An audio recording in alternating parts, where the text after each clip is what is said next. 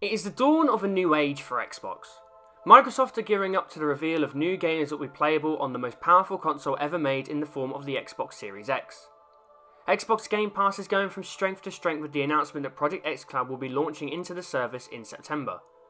Xbox as a platform is in the strongest position it's been for years, and excitement within the Xbox community is at its peak.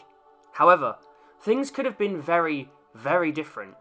So in today's video, I'm going to take a trip down memory lane and reflect on how the Xbox Phoenix has risen from the ashes and how Xbox has evolved into becoming more than just a console.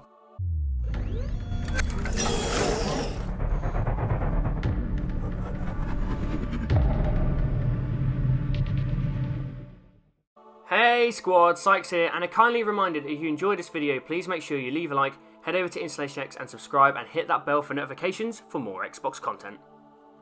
So let's start with the biggest event that really shaped the path that Xbox is on today, and that is the Xbox One reveal event back in 2013.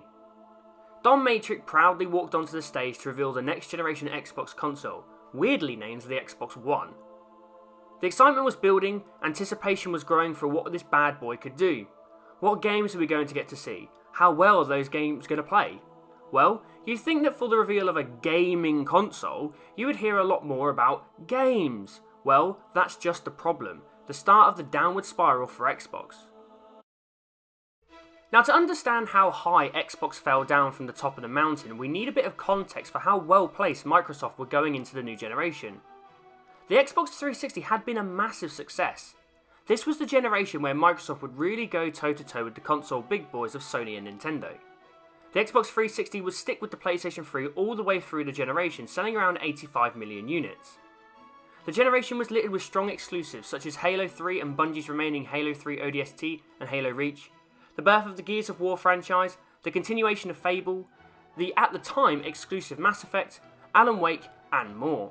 Not to mention the continuing growth of Xbox Live as the premier online infrastructure on console. Things were looking good for Xbox. And that brings us back to here, and the reveal of the Xbox One. The baby of an overconfident and somewhat cocky Microsoft ready to use the goodwill and market share they had gained from the 360 and burn it to cinders in front of our very eyes. You see, the Xbox One reveal had nothing about games, hardly a mention. We weren't being pitched a game console, we were being pitched an all-in-one home entertainment hub. We were being told about TV capabilities and apps. Then we were hit with the knowledge that we'd have to be constantly connected online and that you weren't able to share games across multiple consoles. If you don't have a way of staying online, well, there's a solution for you, the Xbox 360. Fortunately, we have a product for people who aren't able to get some form of connectivity. It's called Xbox 360. Oof. Ouch. It was a mess, and to top it all off, we were then being wooed by the new Kinect 2.0 and its voice control functionality with the famous Xbox On, Xbox Record That TV ads. It was bad, but there was still a glimmer of hope. That was until we got to E3 2013 when the prices of the consoles were announced.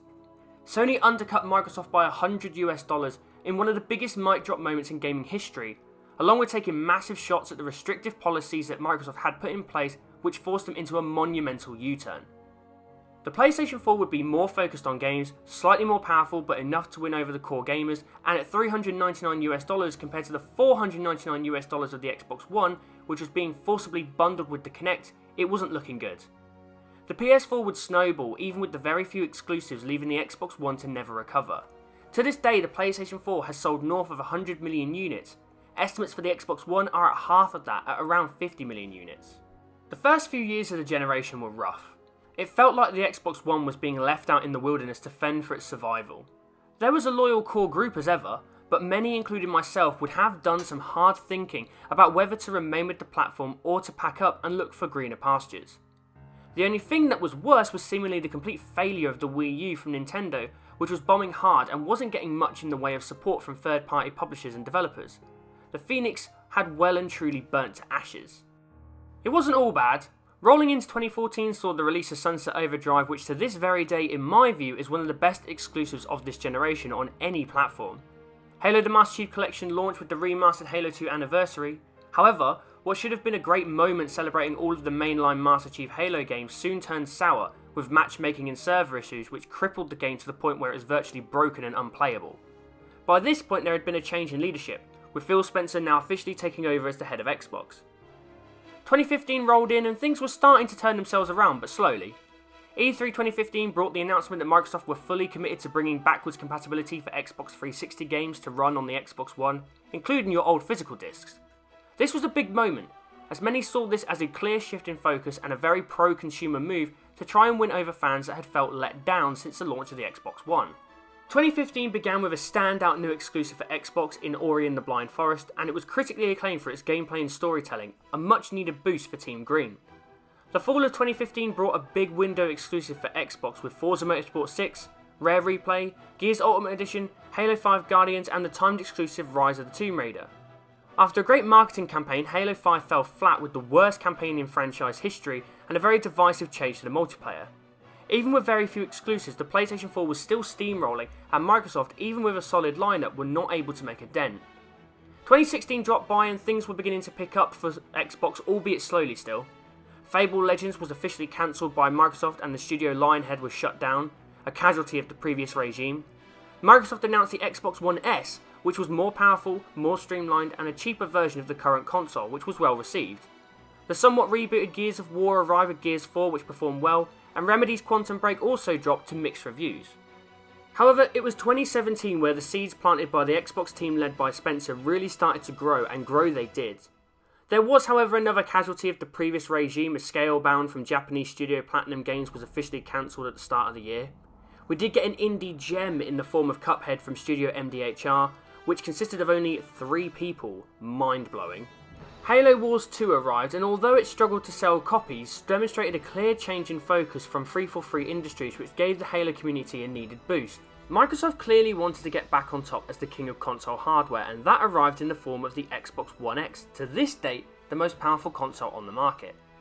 That was just the beginning, as Team Xbox would announce Xbox Game Pass, the subscription service which would allow you to access a library of over 100 games, honestly it's closer to 200, which you could download and install straight to your console for a monthly fee. Microsoft had just created the Netflix of gaming and the entity with the single best value for money in gaming history. Games would cycle in and out of the service, but as long as you kept up your subscription, you could get access to current generation games and backwards compatible games indefinitely. Then the kicker. All first party games published by Microsoft would arrive into Game Pass day one at launch. This would give gamers the ability to try new games and exclusives without committing to the $60 price tag. If you tried a game and it didn't fit for you, no problem, just uninstall it. Like a game and want to commit permanently, then you can pick up the game for a discounted price. The combination of the Xbox One X and Xbox Game Pass was really the phoenix beginning to rise once more. 2018 arrived and started well with the launch of Sea of Thieves from Rare. Although a rocky start, the core of the game remained strong and the game began to flourish with regular content drops throughout the year. Forza Horizon 4 and State of Decay 2 dropped and did well, with the former being widely praised as one of the best open world races ever. At this point, Sony had really hit a rhythm with top tier exclusives such as Bloodborne, Uncharted 4, Horizon Zero Dawn and God of War. The argument was being put to Xbox that they were now not able to compete with Sony or Nintendo with the quality of their exclusives. So, Microsoft realised after winning back opinion with their hardware advances and services, they needed to find the final and most important piece of the puzzle, the games. At E3 2018, Microsoft went on a spending spree, announcing that they had made a series of studio acquisitions to add to their first-party studios. Compulsion Games, makers of We Happy Few, were in. So were Undead Labs, the developers of State of Decay. We had Playground Games join the team, developers of Forza Horizon. They were also given the green light to form a whole new RPG team for a new endeavour. The biggest surprise of all was the acquisition of Ninja Theory, who just the previous year released the award-winning Hellblade: Senua's Sacrifice on PlayStation 4.